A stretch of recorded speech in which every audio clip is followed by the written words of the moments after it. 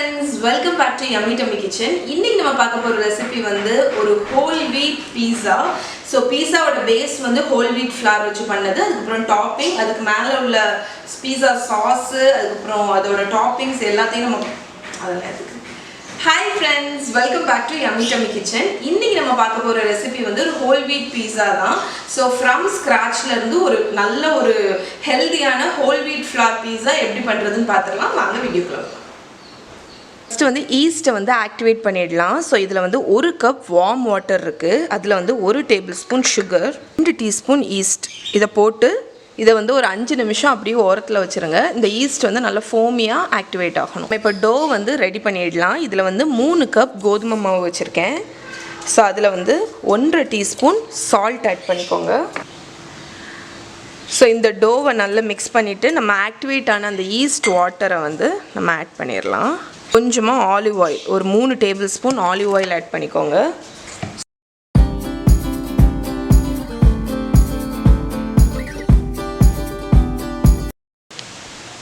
So இப்போ பார்த்தீங்கன்னா clean Pavul, அதுக்கப்புறம் ஒரு டோ இந்த மாதிரி வந்தாலே நம்ம வந்து டோ வந்து ஒழுங்காக மிக்ஸ் பண்ணியிருக்கோம்னு அர்த்தம்.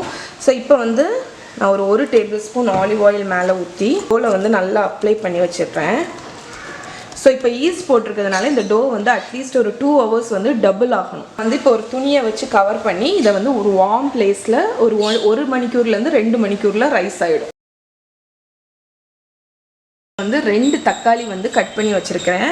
இந்த இதில் வந்து ஒரு 2 டேபிள் ஸ்பூன் டொமேட்டோ கெச்சப், அதுக்கப்புறம் 1 teaspoon chilli flakes, 1 teaspoon oregano, 1 teaspoon dried parsley, 5 பல்லு பூண்டு. இதை வந்து ஃப்ரெஷ் பேசில் இல்லைன்னா நீங்கள் வந்து ட்ரைடு பேசில் கூட யூஸ் பண்ணலாம். 1 டீஸ்பூன் சுகர், அவ்வளோ உப்பு ஆட் பண்ணிக்கோங்க. ஸோ இப்போ இதை வந்து நான் ஸ்மூத்தாக அரைச்சி எடுத்துகிட்டு வந்துடுறேன். அதை குக் பண்ணிடலாம்.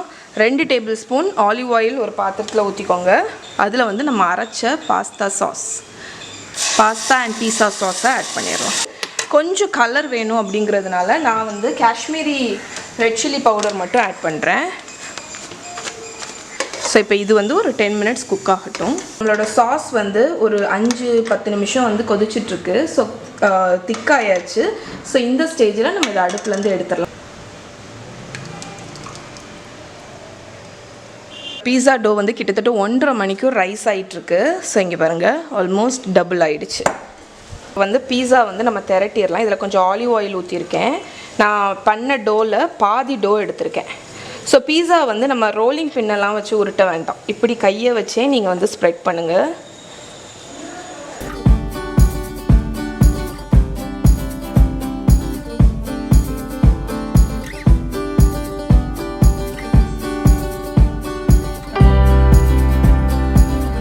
வந்து பெஸ்ட்டு பீஸா அண்ட் க்ரஸ்ட் வந்து கிடைக்கிறதுக்கு ஒரு சின்ன டிப்பு வந்து கொடுக்குறேன். நான் வந்து யூஸ்வலாக பீஸா வந்து இப்போல்லாம் கேஸ்ட் அயர்ன் பேனில் தான் பண்ணுறேன். ஸோ கேஸ்ட் அயர்ன் பேனில் வந்து பீஸா பண்ணும்போது உங்களுக்கு வந்து பாட்டம் வந்து கிறிஸ்பியாக வரும், டாப் வந்து நல்ல சாஃப்டாக இருக்கும். ஸோ ஃபஸ்ட்டு வந்து அது வந்து எப்படி பண்ணணும்னு பார்த்தீங்கன்னா, கேஸ்ட் அயர்ன் பேனை நான் அடுப்பில் வச்சுருக்கேன். ஸோ இப்போ இது வந்து நல்ல ஹாட்டாக இருக்குது. ஸோ ஒரு 2-3 நிமிஷம் நல்லா ஹீட் பண்ணியிருக்கேன். ஸோ இப்போ நல்லா உங்களுக்கு புகை வர்றது தெரியுதுல. இந்த ஸ்டேஜில் நம்ம இதை அடுப்புலேருந்து ஆஃப் பண்ணிடலாம். ஆஃப் பண்ணிவிட்டு ஆலிவ் ஆயில் லைட்டாக விட்டுக்கோங்க.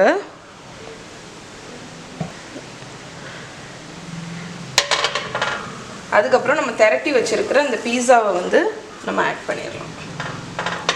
வந்து நம்ம மேலே வந்து அசம்பிள் பண்ண ஆரம்பிச்சிடலாம். ஃபஸ்ட்டு வந்து நம்மளோட பீஸா சாஸ். ஸோ ஒரு லேடில் சாஸ் ஆட் பண்ணிக்கோங்க. உங்களுக்கு எவ்வளோ சாஸ் பிடிக்குமோ அந்த மாதிரி.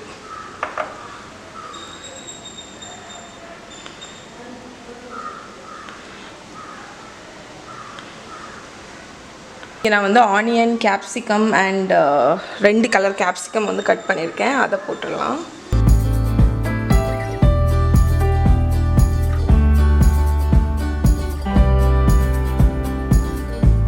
நான் அவனில் இப்போ எடுத்து வச்சிட போகிறேன். வச்சுட்டு ஒரு 10 minutes போல் குக் ஆனதுக்கப்புறம் நான் சீஸை போட போகிறேன். பீஸா குக் பண்ணுறதுக்கு உங்கள் அவனில் கீழே உள்ள ராட் அந்த லைன் வந்து நீங்கள் வந்து அந்த லைனில் செட் பண்ணிக்கோங்க. ஸோ அப்போ வந்து கீழே வந்து உங்களுக்கு பேஸ் வந்து நல்ல கிறிஸ்பியாக இருக்கும், மேலே வந்து உங்களுக்கு சாஃப்டாக இருக்கும். ஸோ ஃபஸ்ட் டைம் குக் பண்ணுறதுக்கு இந்த மாதிரி மோடு வச்சுட்டு நான் வந்து 220 degree செல்சியஸ்க்கு வந்து அவனை ப்ரீ ஹீட் பண்ணியிருக்கேன். ஸோ இது வந்து அவன் வந்து நல்லா ஹாட்டாக இருக்குது. இப்போ இந்த அவனில் வந்து நம்மளோட கேஸ்ட் அயர்ன் பேனை அப்படியே வச்சிடுறேன். வச்சுட்டு 10 minutes குக் பண்ண போகிறேன். வந்து 10 நிமிஷம் வச்சுட்டு எடுத்துகிட்டு திருப்பி இந்த ஸ்டவ்லேயே வச்சு லைட்டாக லோ ஃப்ளேமில் ஆன் பண்ணி விட்ருக்கேன். ஏன்னா வந்து அந்த ஹீட் வந்து போயிடக்கூடாதுன்னு. கீழே பார்த்தீங்கன்னா உங்களுக்கு தெரியும் எவ்வளோ கிறிஸ்பியாக ப்ரௌன் ஸ்பாட்ஸ் வந்திருக்குன்னு. இன்னுமே அது வந்து கிறிஸ்பி ஆகும். அதனால தான் நான் இப்போ வந்து கேஸ்ட் அயர்ன் பேனை வந்து திருப்பி அவன்லேருந்து எடுத்தோன்னா அடுப்பில் வச்சு ஆன் பண்ணி விட்ருக்கேன். இப்போ நீங்கள் பார்த்தீங்கன்னா மேலே வந்து கீழே ஓரளவுக்கு கிறிஸ்பி ஆகிடுச்சு, மேலே வந்து நல்லா சாஃப்டாக இருக்குது. உங்களுக்கு மேலே வந்து ட்ரையே ஆகலை வெஜிடபிள்ஸ் எதுவுமே. ஸோ இப்போ நம்ம வந்து ஃபைனல் சீஸ் ஆட் பண்ணி க்ரில் பண்ண போகிறோம்.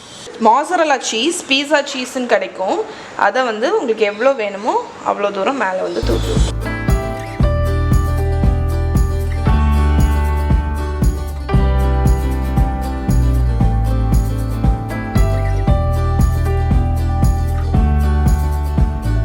ஒரு ஸ்டெப் வந்து கொஞ்சம் ஆலிவ் ஆயிலை மேலே வந்து ட்ரிசில் வந்து திருப்பி நம்ம இதை தூக்கி அவனில் வந்து க்ரில் மோடில் வைக்க போகிறோம்.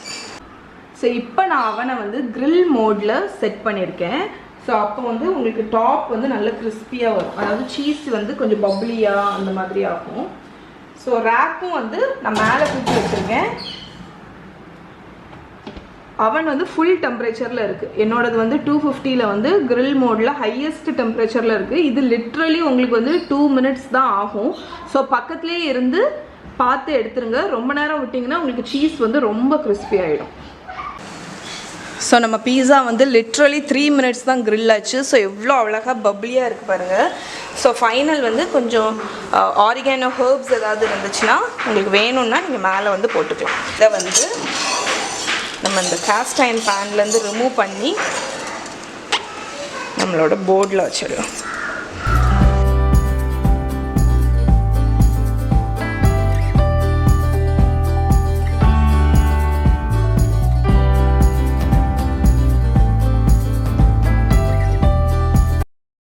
ஸோ நம்மளோட பீஸா பாருங்கள். உங்களுக்கு வந்து இதில் அந்த ஏர் பாக்கெட்ஸ் எல்லாம் இருக்கும். அதுக்கப்புறம் பேஸ் காணிக்கிறேன். பேஸை பாருங்கள் எவ்வளோ கிறிஸ்பியாக இருக்குன்னு. ஸோ இது வந்து இந்த கேஸ்ட் அயர்ன் பேனில் குக் பண்ணால் தான் உங்களுக்கு வந்து கடையில் கிடைக்கிற மாதிரியே வரும். உங்களுக்கு நம்ம கடையில் வாங்குகிறோம்ல அந்த மாதிரி பீஸா வந்து இந்த மாதிரி பண்ணிங்கன்னா கோதுமை மாவில் பண்ணால் கூட சேம் டெக்ஸ்டரில் வரும். ட்ரை பண்ணி பாருங்கள்.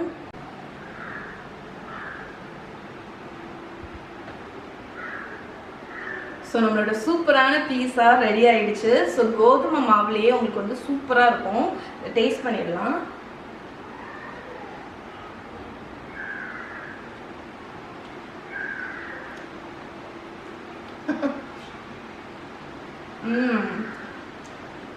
பேஸ் வந்து பயங்கர கிறிஸ்பியாக இருக்குது. டாப் வந்து அவ்வளோ சீஸியாக கூயாக இருக்குது. ஸோ நான் சொன்ன டிப் எல்லாமே ஃபாலோ பண்ணுங்கள். இந்த ரெசிபியோட ரிட்டன் போர்ஷன் வந்து என்னோட வெப்சைட்டில் இருக்குது, செக் பண்ணுங்கள். அண்ட் வெப்சைட் லிங்க் எல்லாமே கீழே டிஸ்கிரிப்ஷனில் கொடுக்குறேன். ஸோ இந்த வீடியோ கண்டிப்பாக உங்களுக்கு பிடிச்சிருக்கும். இதோடு இன்னைக்கு வீடியோ முடிச்சுக்கிறேன். இன்னொரு வீடியோவில் இன்னொரு இன்ட்ரெஸ்டிங்கான ரெசிபியோடு உங்களை மீட் பண்ணுறேன். பாய்.